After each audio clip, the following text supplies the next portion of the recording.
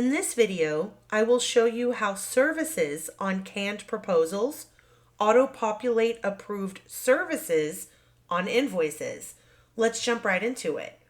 So first we're going to go to Proposals, Manage Canned Proposals, and Add New. So we're going to go ahead and use custom service, or we could always find and create the service. But for this example, we are going to use custom service. We'll go ahead and make the name, and this will be tint, sides, and rear. Good option.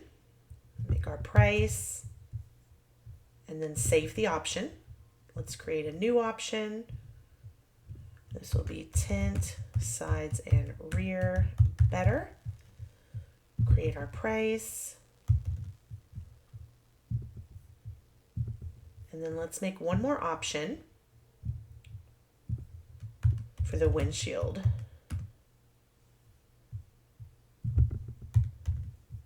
And allow select together and save the solution.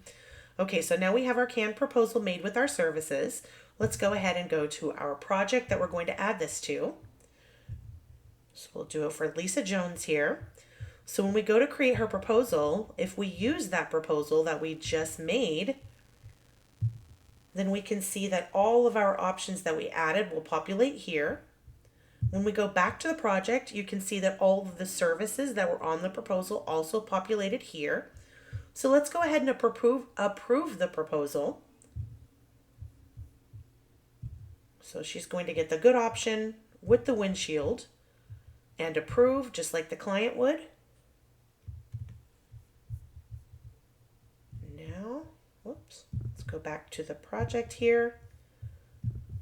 We can see that the project is approved. The services that she chose are here. The one she did not choose is marked out. So she's came in, she's got her service complete, and now let's make the invoice. And you can see that the services she did choose will auto-populate as line items on your invoice.